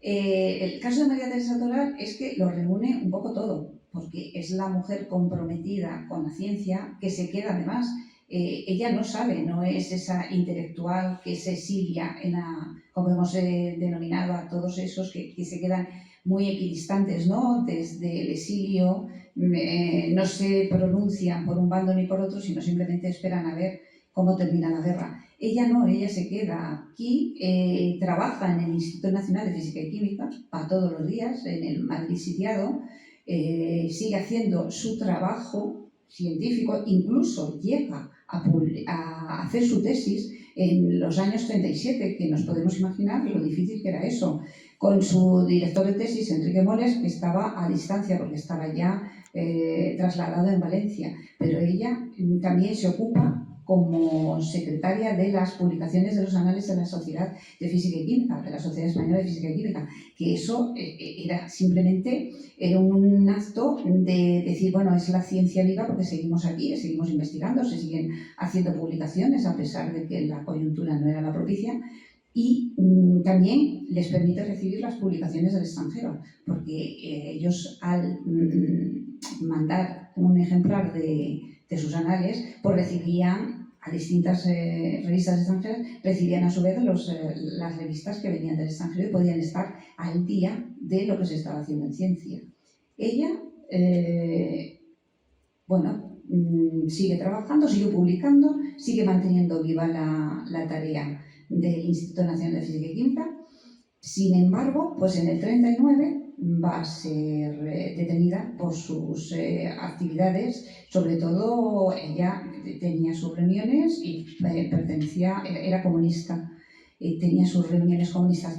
Va a ser detenida en junio, llevada a prisión a la cárcel Modelo de Ventas, en la cárcel de mujeres, y allí va a coincidir con las 13 rosas. Las 13 rosas, ella podría haber sido también una rosa más, por eso lo hemos titulado así. El ejemplo de Teresa Toral es la rosa roja, porque también solía vestir con el mono, que en alguna ocasión tuvo que vestirse con el mono azul de trabajadora, y el revólver al cinto para ir a la Dirección General de Seguridad pues a recuperar a su tío que estaba ahí detenido, a su hermano falangista que también pues tuvo que ayudar y salvarlo de la cárcel o cuando estaba detenido. Ella se dedica a hacer, bueno, en algún momento pone sus conocimientos científicos al servicio de las milicias y les ayuda a hacer unos explosivos, pero bueno, con tan mala suerte que uno de esos ensayos que hace pues le va a explotar en la cara y le va a dejar ya cicatrices de manera permanente. Pasará por la cárcel, será torturada, tendrá su juicio, enviada a prisión, coincidirá, ya lo he dicho, ¿no?, con las 12 rosas rojas, pero no será fusilada como ellas. Ella ingresó en la cárcel en junio, en agosto estas 13 rosas fueron fusiladas, ella se salvó, pero no le faltaron ganas para seguir implicada en esas actividades dentro de las juventudes socialistas unificadas, dando charlas, impartiendo y compartiendo con los milicianos todo lo que ella podía aportar. Y bueno, una vez que está separada, ya no la dejan actividad porque ha sido separada del Instituto Nacional de Física y Química, no puede acceder a las investigaciones. Su familia decide ayudarla y ponerle una farmacia. Ella había hecho las 2 licenciaturas, la de farmacia y la de químicas al mismo tiempo.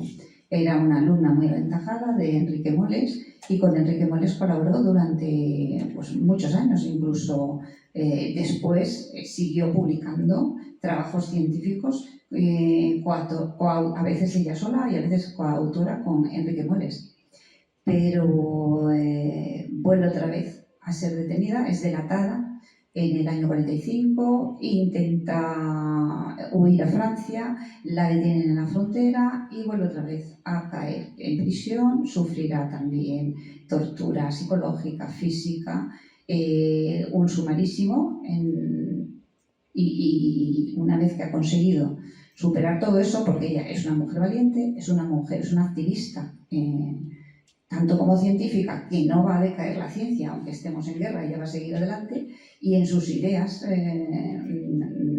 personales, políticas, pues también. Pero en el 56, cuando consigue el pasaporte español, va a exiliarse en México porque, bueno, ya la España franquista no le ofrecía más oportunidades. Yo no he llegado a hablar con María Teresa, aunque he coincidido con ella y he visto en fotografías con otros rockefellerianos que ella está, incluso en momentos en los que su hermano dice que no está en España. Pues está en España, porque está en las fotos del homenaje a su maestro Enrique Moles en el año 83. Al que sí traté fue a su hermano, Enrique Toral. Bueno, debo decir que María Teresa nació ayer, 20 de mayo de 1911. Entonces, pues un mes más o menos después de lo que hubiese sido su centenario, estuve con Enrique en su casa, tenía 92 años ya, y entonces estuvimos hablando muchísimo sobre temas que él no podía poner por escrito, claro, sobre todo la depuración de María Teresa, quién la había delatado. Pero no, eso te lo puedo decir yo, porque yo sé, sabemos perfectamente quién fue el que inició todo el sumarísimo contra Moles y contra todos, y lo podemos decir que no tiene descendientes. Octavio Foz Gazulla fue el inductor de toda la depuración de ese sumarísimo que se ha citado varias veces, y lo conocemos más porque fue profesor de mi madre. Mi madre, María Dolores Redondo Alvarado, licenciada en Química, doctora en Física, fue la primera profesora en el año 73-74 en una escuela de ingenieros de caminos, la de Higinio, la primera mujer en una escuela de ingenieros de caminos, ¿no? Y fue alumna, bueno, realmente no lo tuvo que sufrir porque como estaba tirado, estaba totalmente loco, estaba más tiempo en el manicomio encerrado que dando clase, ¿no? Pero, o sea, tenemos muchas referencias. Y el hermano no se atrevía a decir, no, le digo, no, Enrique, ya te digo yo el nombre, se llama Octavio Foz Gazulla. Y claro, se quedaba así diciendo, ¿cómo lo sabes? Porque eso lo conocemos bastante bien. Y luego tenía él otros nombres. Y él sí quería destacar a los padres de Javier Solana. Porque los que salvaron de alguna manera, los que acogieron a María Teresa muchas veces, porque habían sido de la FUE, habían estudiado juntos, habían corrido delante, detrás de la policía, etc., pues habían sido Luis Solana y Madariaga, ¿cómo se llamaba la madre? Bueno, se apellidaba Madariaga, claro. Y esos habían sido los que la habían apoyado, incluso escondido en casa con riesgo de mucho. Y sin embargo, pues habían otros nombres que tampoco se atrevía a decir, de aquellos que para salvarse pues tuvieron que delatar. Y entonces yo le decía ya, Enrique, pero que aparezcan en el expediente el nombre de este delatador, el nombre ya no lo voy a decir porque esta persona sí tiene descendientes que están vivos, no quiere decir nada, es que no sabemos si le están dando una paliza o simplemente dice, pues mira, tú también vas a ir a la cárcel, así que pon aquí lo que sea y delata a quien sea, porque la idea de María Teresa no es única, la idea de tengo que tener actividad científica al servicio de la República, le va a pasar factura a otros. Salvador Velayos y Luis Bru, por ejemplo, pues van a ser condenados por diseñar fonolocalizadores. No existe radar, Madrid está siendo bombardeado y entonces pues van a publicar artículos en los anales de la Sociedad Española de Física y Química gracias al trabajo de María Teresa. Pero claro, luego les va a pasar factura, porque si en el volumen del año 37 tú publicas que estás haciendo para el gobierno del Ejército de la República fonolocalizadores para detectar antes de que lleguen los aviones, pues ya está, ya has puesto la confesión, ¿no? La confesión de parte, que eso solía decir, ¿no? Y entonces fueron varios. Pero de verdad estaban colaborando o lo que querían era tener una actividad fuera del frente. Pues bueno, pues también puede ser, ¿no? Como Ángel del Campo, que va a sintetizar la vitamina B2 antipelagrosa, el ácido nicotínico para acabar con la pelagra.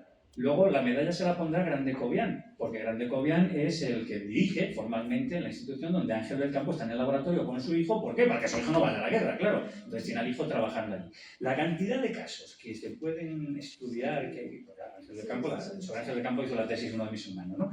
Entonces, pues, es que, ¿qué os voy a decir? Es que aquí hemos puesto pues, toda una vida. De toda una familia, ¿no? Bueno, queremos la continuación de la guía en formato mucho más amplio y con muchas más páginas, porque nos estamos quedando con ganas de continuar con muchos de los temas que se han ido apuntando. No sé si ¿Alguien más quiere hacer algún comentario, alguna pregunta? Maripaz, tú misma. Bueno, yo sobre todo, bueno, ya sabes que como me gusta mucho el trabajo con los jóvenes, aquí cuando ponéis en la guía, inicia tu propio proyecto, o sea, yo lo he mirado así por encima, ¿no? De pregunta en casa. Ajá. Claro, yo veo ahora que ya los jóvenes de bachillerato, que son de 13, 14, 15 años, preguntas en casa ya casi pocas, ¿no? Con esa, que ya los abuelos que puedan tener ya no han vivido esa etapa, ¿no? Pero bueno, ¿cómo lo tenéis planteado así para que hagan ese inicio, más o menos? Bueno, esto de entrada la estructura la decide la colección. Entonces aquí la cuestión clave era que existen abuelos con 80 años. Bueno, eso sí vivieron los años 40. Sí, Es decir, y vivieron la represión, y como muy bien decían por aquí, es que esa represión se seguía fusilando en el año 70 y tantos, ¿no? O sea que todavía podían y pueden, ¿no? Pero la idea de esta guía, quizá, pues os lo aclara un poquito también, Estíbaliz, con una frase que hemos utilizado, ¿no? Sí, bueno, es que cuando tú intentas explicar esto a jóvenes, claro, tú tiendes a simplificar, a esquematizar, para hacerlo más digerible, más cercano. Sin embargo, ese tiene un riesgo. Tenemos el riesgo de que, simplificando tanto, acabemos en este mundo de Barrio Sésamo. No, hay que animar a los jóvenes a que pregunten, efectivamente, que pregunten, porque de las diferentes opiniones podemos extraer mucha información también. Que pregunten en casa a los abuelos cómo vivieron o cómo ellos recuerdan que sus padres vivieron todo esto, y que investiguen, que empiecen a investigar, que no se queden solamente en lo superficial. O ahora es mucho más difícil para los maestros el captar la atención de los niños, el trabajar con ellos, porque por supuesto ya están las redes que tienen muchísima más influencia, está internet, están los influencers a los que ellos siguen, y las opiniones que van a recibir son sesgadas. Pero hay que seguir trabajando en esta línea, que el conocimiento se consigue a través del tiempo, del esfuerzo, vamos a dedicar tiempo para sacar en conclusión algunas cosas. La realidad es muy compleja y hay que estar abierto a muchas opiniones. Entonces, inicia el proyecto, respeta lo que te digan tus maestros y, por supuesto, pues intenta igualarlos. Si no los puedes superar, por lo menos intenta igualarlos y reconoce que detrás hay un montón de horas de estudio, de conocimiento para poder hacer historia. Y bueno, a mí me ha gustado que estas preguntas, que me imagino que son vuestras, las preguntas que ponéis aquí, que son 3, que una es, ¿era inevitable la guerra entre españoles? Realmente, o sea, es algo que todos nos hemos preguntado, ¿no? Y luego, ¿era inevitable esa represión que sufrieron decenas de miles de españoles? Y como decís vosotros, la más dolorosa, ¿estamos vacunados para no repetir estos errores del pasado? Que yo creo que no estamos vacunados, ¿no? Porque yo creo que la humanidad no está vacunada. No está vacunada para nada de esto. Claro, como AEAC lo que tenemos que hacer es trascender, y eso es una de las grandes guerras que está... Ginio, ¿sigue grabándose? Sí. Bueno, que quede grabado. Es una de las grandes guerras con los editores, porque se supone que tenemos que hacer memoria, pero como AEAC, como profesor, no. Tenemos que utilizar la memoria para construir historia. Porque si solo hacemos memoria, cada cual se va a acordar de lo que le dé la gana. Claro. Y entonces estamos vendidos. No tenemos ninguna opción. Porque te van a soltar cabra, te van a soltar paracuellos, te van a soltar lo que sea, sin estructura, descontextualizado. Y descontextualizado, pues el terraplanista se puede creer que puede discutir con un catedrático de geofísica. Pues no, no puedes discutir. O uno de la homeopatía con un catedrática de fármaco. Pues no, porque no son equilibrados, ¿no? Entonces, lo que nos encontramos en el alumnado, pero es que digo, hay a veces niños de cuarto que me están discutiendo hasta en matemáticas, pero sí, que esto no puede ser, porque se ha generalizado eso. Entonces, aquí lo que se les intenta decir es, la opinión, la memoria, hay que construir historia. Si queremos que la historia sea una ciencia como todas las demás, no nos podemos quedar solo en frases sueltas. Hay que construir una estructura y es lo que se ha pretendido hacer aquí. No evitamos la depuración republicana, pero no estamos dispuestos a decir que esto es simétrico, no lo es. Esto es otra cosa, es reorganizarse. Y entonces, ¿usted me quiere que hablemos de Cabra? Pues hablamos de Cabra, pero vamos a contextualizar cada cosa, para eso te tengo que dar la visión global. Entonces, no podíamos limitar la depuración, pues como por ejemplo por la tesis, una de las que se citan, la depuración franquista. Pues no se entiende la depuración franquista sin lo que hemos puesto aquí, aunque sea sintético. ¿Qué es lo que están buscando estos cafres? ¿Qué hace la otra España, ¿no? Entonces, aunque son muy poquitas páginas, pues ha habido, yo creo que un intento de eso, de dar una estructura donde ahora que los estudiantes pues vayan situándose. ¿Me quiere meter Cabra aquí? Bueno, pues mételo aquí, pero mételo aquí, es una anécdota aquí dentro de lo que es un sistema represivo y la reacción del gobierno legítimo tiene que defenderse, ¿no? Entonces, la idea de esas preguntas que están decididas por la estructura propia de la colección va en ese sentido.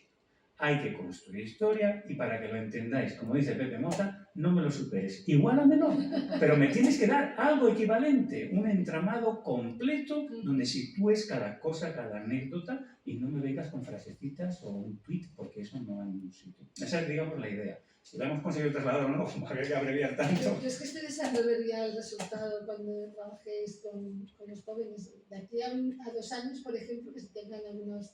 Pues estaría bien ver cómo ha sido el proceso, ¿no?, de estas guías, cómo están funcionando. Bueno, yo no sé cómo vamos de tiempo, no me resisto a una última pregunta, ¿vale? Son las 8:20. ¿Da tiempo? Sí, claro. Bueno, a menos que haya otra del público que en ese caso tiene prioridad. Bueno, entonces, es que viene un poco a cuento de lo que tú has comentado antes, de que decías, pero bueno, yo pensaba que la depuración sería la gente de ciencias sociales, de humanidades. Sí. Pues curiosamente lo que yo les quería preguntar es por qué en los casos que ellos han elegido y en realidad a lo largo de toda la guía, yo no veo casos de humanidades ni de ciencias sociales, parece que no existimos. ¿Dónde estaban? ¿Por qué? O sea, pensamos que a lo mejor la gente de humanidades y ciencias sociales nos manifestamos más, las opiniones más que pero realmente no aparece reflejado personal de las humanidades y las ciencias sociales. Sí, eso es cierto, pero tendría que, eso es, remitirme a lo que expuse al principio. Es un resumen de mi tesis. Y mi tesis iba focalizada hacia el profesorado del Instituto Nacional de Física y Química.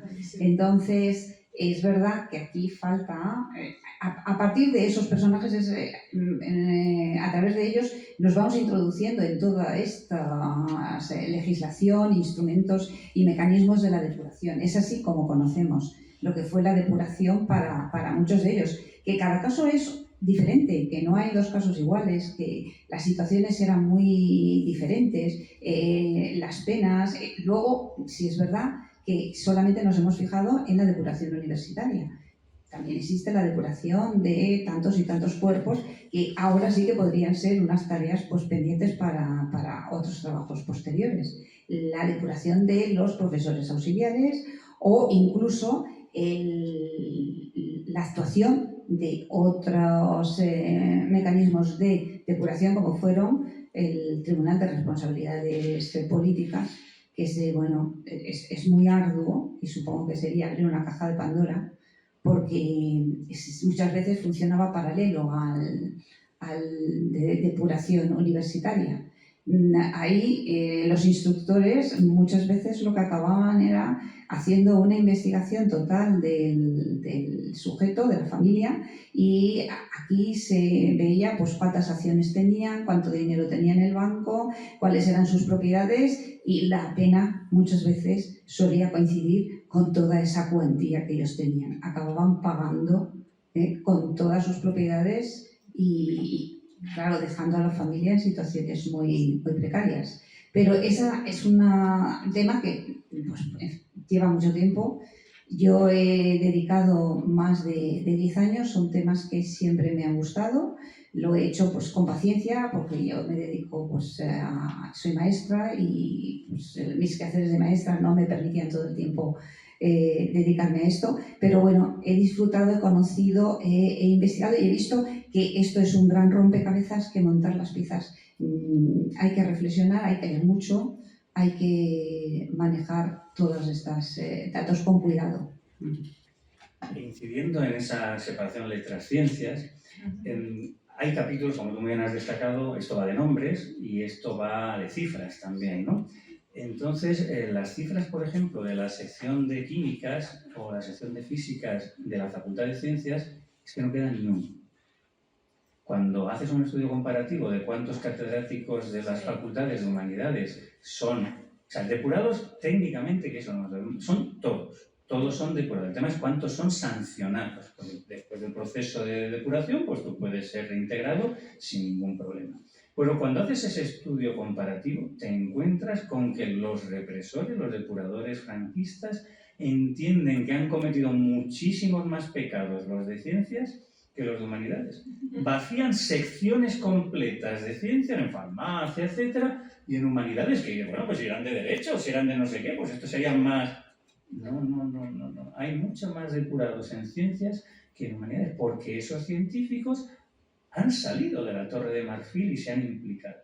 Porque cuando salen al encuentro de Europa, porque la clave está en Institución Libre de Enseñanza, Junta para la Ampliación de Estudios, es salir al encuentro de Europa y traer laicismo como tú quieras, pues prioritariamente lo que es convergencia y reconocimiento es ciencias. Porque los humanistas o la literatura española le puede interesar a algunos europeos, pero no es lo que más interesa a la hora de europeizarse y traer nuevas... Sí, habrá nuevas metodologías históricas y todo lo que tú quieras, pero la novedad está en el primer tercio del siglo en las revoluciones cuántica y relativista, es la física, es la química, es la matemática implícita, está en el darwinismo, y no porque esté Margarita con nosotros, está toda una serie de temas que son los punteros donde las humanidades van un poco a remolque. La filosofía pues va a ser a remolque de la revolución, el ciclo de Viena y demás se va a ir reconfigurando, ¿no? Incluso los educadores entienden que lo que están es enseñando algo, pero la pedagogía también está a remolque de las ciencias. Es decir, asumen los científicos en general un papel protagonista en ese primer tercio de siglo y claro, les pasan factura. Bueno, pues queda claro que queremos que escribáis varios libros más, varias guías y que ampliéis el conocimiento, nuestro conocimiento de esta manera tan magnífica, tan didáctica y tan rigurosa científicamente, más no se puede pedir. Así es que creo que aquí terminamos. No sé si Marita quiere decir algo. Pues yo nada, o sea, muchas gracias por haber estado aquí. Yo creo que se aprende muchísimo cuando estás con los autores, igual que con las exposiciones, cuando tienes al artista y te explica su obra, ¿no? Y bueno, un placer de que se pueda utilizar el Salón de Actos del Real Jardín Botánico para no solamente botánica o plantas y hongos, sino para otros tipos de temas que son muy importantes y que van unidos a todo lo que es la vida social de Madrid y bueno, de nuestro país. Muchas gracias. Uno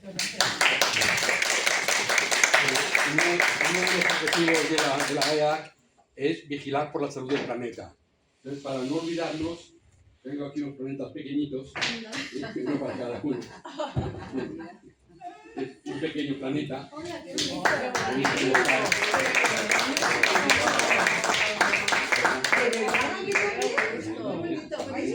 Pero bueno, qué emoción. Muchas